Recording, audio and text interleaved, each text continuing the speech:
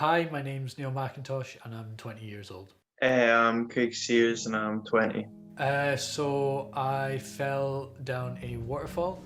Pretty much, I was walking to go take some photos at the top of the waterfall, and I slipped on a mossy rock and I fell down. I was at the bottom of the waterfall for 2.5 hours because the emergency services couldn't actually find me in the process, so it took them a while to kind of get to me.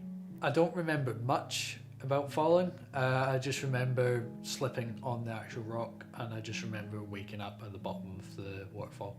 I was in a car accident just like a mile up the road during a test drive.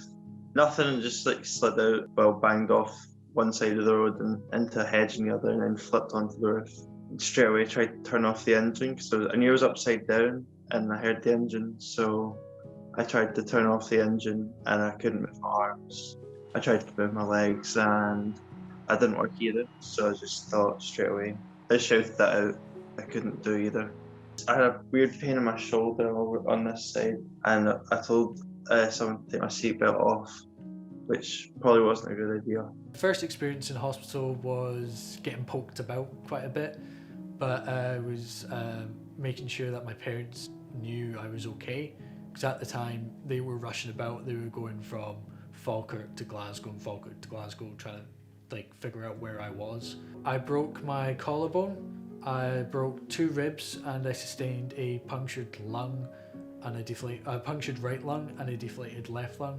I fractured my T7 all the way down to my T12, and I fully shattered my L1 bone in my spinal cord. When I got told this at first, I was pretty scared because I didn't know what was going to happen. I didn't know if I was ever going to walk again, if I was ever going to run, if I was ever going to be able to stand up again, or if I was going to be permanently wheelchair bounded for the rest of my life, which was a pretty scary moment. The first things I was hearing was doctors talking. I also heard a lot of machines, so a lot of heart monitors, a lot of drip noises. I didn't really know at the time what they were.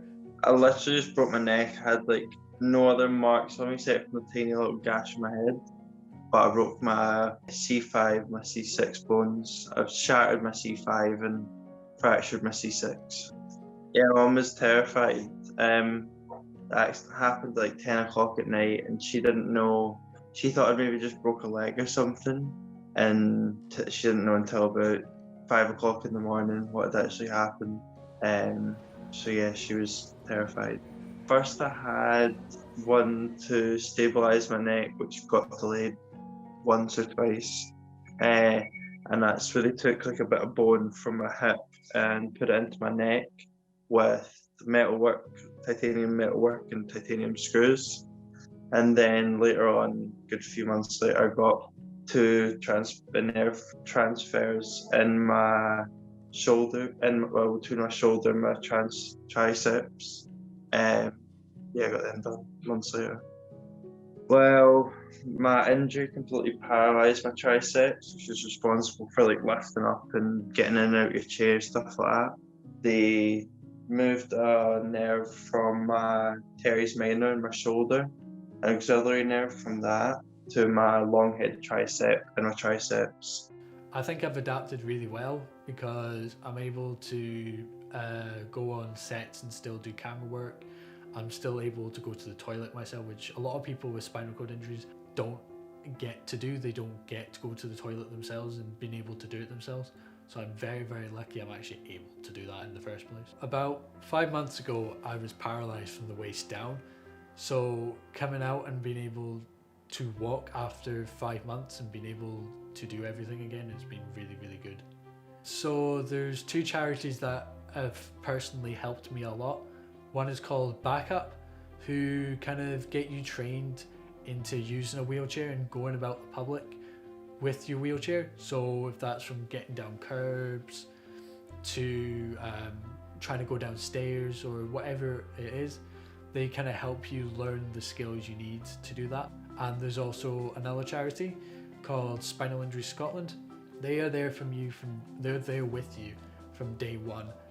They go around the beds, they kind of help people come to terms with their injury, and kind of explain what they can also do for people with spinal cord injuries. A piece of advice I'd give to someone that's in the same position as me is there's always a way back to what you want to do. There's always a way on doing what you want to do. Of course, there's the different charities that can help, but you've got to push yourself to be able to get back to the position you want to be in.